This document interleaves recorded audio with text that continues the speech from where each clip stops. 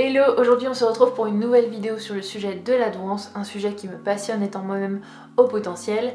Dans cette vidéo, je vais te raconter l'histoire du WAIS-4, le fameux test pour détecter ton haut potentiel, et aussi de manière plus générale des autres tests d'intelligence.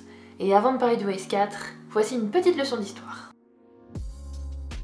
À la base des tests d'intelligence, nous avons deux Français, Alfred Binet qui est psychologue et Théodore Simon qui est psychiatre. En 1905, lors de la réforme de l'école obligatoire, le gouvernement français demande à Binet et Simon de concevoir un test qui permettrait de détecter les élèves en difficulté. C'est ce qu'on appellera le test Binet-Simon et retiens bien ce terme parce que tu vas en entendre parler pendant toute la vidéo. Comment ce test fonctionne-t-il? Eh bien, il mesure le développement de la cognition à travers des jeux de langage, de mémoire et de raisonnement. Ce test attribue un âge mental à l'enfant concerné et permet de comparer ses capacités aux capacités intellectuelles attestées chez plus de 75% des élèves du même âge. Voilà la base de l'évaluation de l'intelligence. Mais à ce moment-là, on ne parlait pas de quotient intellectuel, on parlait d'âge mental. C'est-à-dire qu'avec le test Binet-Simon, un enfant qui avait 15 ans, on lui attribue un âge mental de 17 ans, de 16 ans, de 12 ans. La notion de QI n'est inventée que 7 ans plus tard, en 1912, par un Allemand du nom de William Stern. William Stern, il est psychologue et il est aussi pionnier dans l'évaluation de l'intelligence. Rappelons-le, le QI est l'abréviation pour quotient intellectuel et dans ce terme-là, il y a quotient. Pourquoi ? Parce que Stern fait appel à une division en prenant pour base le test Binet-Simon. Le QI est alors une formule. Cette formule est donc résultat du test Binet-Simon divisé par l'âge du sujet, le tout multiplié par 100. Par exemple, pour un élève qui a 15 ans et qui, grâce au test Binet-Simon, a un âge mental de 17 ans, aura un QI de 113. Je te laisse faire la division, 17 divisé par 15 fois 100. Voilà. Je t'avoue que cette formule m'a plutôt surprise et amusée, et du coup j'ai voulu calculer l'inverse, c'est-à-dire à partir de mon QI et de mon âge réel, j'ai voulu calculer l'âge mental que j'aurais eu si j'avais passé le test Binet-Simon. C'est pas une valeur réelle bien entendu, mais apparemment j'aurais 39 ans. Je les fais pas hein. Ça m'amuserait beaucoup de savoir en commentaire l'âge mental de certains d'entre vous. Je vous mets la formule juste ici. Bref, là tu vas te dire, mais il arrive quand le WAIS-4? Parce que c'est quand même le sujet de la vidéo. Encore un peu de patience, je vais y venir. En 1916 arrive aux États-Unis un nouveau test d'intelligence mis au point par Lewis Terman et Alfred Binet. Le fameux Alfred Binet du test Binet-Simon. Lewis Terman prend comme base le test Binet-Simon, mais veut en faire autre chose. Au lieu de se focaliser sur les élèves en difficulté, il va plutôt chercher à détecter les enfants à QI élevé. Et oui, là, t'as la première base des tests au potentiel. Ce test s'appuie sur 5 facteurs. Le raisonnement, la connaissance, le raisonnement quantitatif, le traitement visuel et spatial, et enfin le travail de mémoire. En fonction de cette note, la personne ou l'élève se trouve dans une des classifications qui apparaît à l'écran. Donc je l'ai sous mes yeux, on voit bien qu'à partir de 110, on est dans la moyenne supérieure, à partir de 120, on est à un niveau supérieur, et c'est à partir de 130 qu'il y a pour la première fois la notion de doué, donc gifted, et ensuite à 145, on a le fait d'être très doué ou vraiment avancé.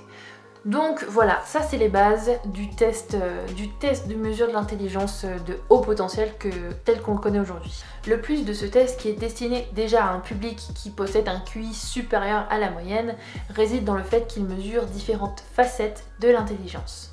Il est toujours utilisé de nos jours aux États-Unis, il s'appelle le SB5 pour Stanford Binet et 5 pour 5e version. Maintenant entrons dans le vif du sujet, le WAIS-4.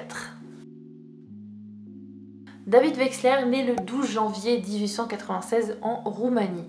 Il est le 7e enfant d'une famille juive et immigre aux États-Unis à l'âge de 6 ans. Plus tard, il étudie au City College de New York, puis à l'Université de Columbia où il sera formé par des psychologues réputés, plus ou moins proches du domaine de la mesure de l'intelligence. Autant te dire qu'il a finalement toujours été dans ce domaine. Après ses études, Wexler travaille pour l'armée américaine en 1918 à Ellis Island, le lieu où on accueille les migrants aux États-Unis. Sa mission était de faire passer les tests alpha et bêta de l'armée américaine sous la direction du psychologue Boring. Il s'agit de tests d'intelligence qui indiquent si une recrue est apte ou non à la vie militaire et quel poste lui conviendrait le mieux. Par la suite, il décide de s'engager dans l'armée américaine et de suivre une formation dans l'école de psychologie de l'armée où il deviendra examinateur. Il apprend notamment à administrer certains tests comme les tests de l'armée, le test d'intelligence Stanford-Binet et l'échelle de Yerkes qui est lui aussi un test d'intelligence. Dans les tests de l'armée, il y a notamment ceux que je t'ai présentés auparavant, c'est-à-dire les tests alpha et bêta. Le test alpha, il est majoritairement verbal et il est inspiré du test Binet-Simon, on y revient toujours. Et le test bêta est un test non verbal qui est destiné aux personnes qui sont soit non éduquées ou qui ne parlent pas anglais. Il observe alors la faiblesse de ces tests et il se rend compte que parfois il y a des hommes qui sont tout à fait aptes à la vie militaire et qui ont un score médiocre et que l'inverse est aussi possible. Il prend alors conscience que la définition adéquate de l'intelligence devrait être plus large et valide selon des critères observables. À la suite de ces observations, Wechsler est muté à Londres et travaille avec Spearman qui est un psychologue qui est lui aussi dans le domaine de l'intelligence. Le problème c'est que Spearman induit l'intelligence comme une conséquence et non comme une cause. Et c'est là que ça va être un petit peu en désaccord avec Wechsler qui trouve que sa théorie est beaucoup trop simpliste. Il va notamment être amené à travailler avec Karl Pearson qui est un mathématicien et qui est notamment un des fondateurs de la statistique appliquée aux médecines. Suite à ça, dans les années 1920, il obtient une bourse et part travailler à Paris pendant 2 ans. Il travaillera notamment sur la neuropsychologie des émotions. À la suite de tout ce parcours, il crée en 1938 le WBIS, le Wechsler Bellevue Intelligence Scale, et il va reprendre la notion de QI, qui a été créée par William Stern en 1912 et qui était appliquée au test Binet-Simon, et il va la revisiter pour qu'elle soit vraiment adéquate à son test à lui. Et c'est là que tout se crée. En 1942, il va revoir la version de son WBIS afin qu'elle soit adoptée dans tous les États-Unis. Et la même année, il va créer un test dédié à l'armée américaine qui s'appelle l'Army Wechsler. En 1949, il va créer le WISC, donc le Wechsler Intelligence Scale for Children, le test d'intelligence dédié aux enfants. En 1955, il va créer le fameux WAIS, le Wechsler Adult Intelligence Scale, qui est donc un test d'intelligence dédié aux adultes. Et aujourd'hui, on est rendu à la 4e version de ce WAIS, le WAIS 4, qui a été revu la dernière fois en 2008. Enfin, en 1967, il crée le WPPSI, le Wechsler Preschool and Primary Intelligence Scale, qui est un test à faire passer pour les enfants âgés de 2 ans à 6 mois et de 7 ans à 7 mois. Aujourd'hui, le WAIS 4 est le test de référence en France, mais pas seulement, pour diagnostiquer le haut potentiel d'une personne. Il est réactualisé tous les 10 ans pour éviter l'effet de Flynn qui est l'augmentation du QI de la population et permet donc de garder un référentiel. À la base, j'avais juste prévu de faire une vidéo sur le déroulement du WAIS 4, donc les épreuves qui composent ce test, et en faisant mes recherches, je me suis rendu compte qu'il y avait des anecdotes historiques particulièrement intéressantes.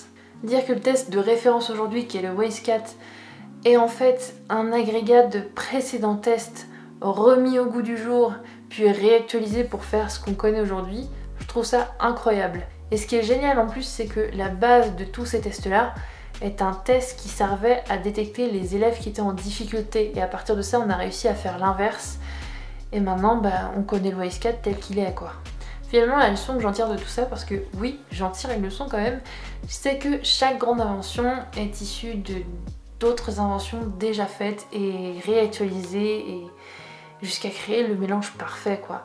Et ça me fait déculpabiliser parce que je me dis que vu que je suis toujours dans la course à la réussite et à la perfection, ça fait un peu dédramatiser parce que je me dis qu'au pire des cas, si j'ai un échec dans ma vie ou s'il y a quelque chose qui n'est pas aussi parfait que je le souhaite, quelqu'un peut le reprendre pour ensuite faire quelque chose de meilleur et créer une plus belle chose, quoi. Je pense d'ailleurs que le WAIS 4 n'est pas le test ultime de la mesure de l'intelligence. C'est un test, mais je me dis que peut-être que dans 50 ans, dans 100 ou 200 ans, on aura un test qui mesure tous les types d'intelligence et qui ne sera pas juste cantonné à un seul type. J'espère que ce format t'a plu, c'est la première vidéo que je sors en dehors de Pas sûr d'être doué. Donc voilà, c'est toujours sur le sujet de la douance, mais en traitant d'autres choses. Donc n'hésite pas à me dire ce que tu en as pensé en commentaire. Et puis voilà quoi, d'ici là, prends soin de toi et on se dit à très vite pour une prochaine vidéo.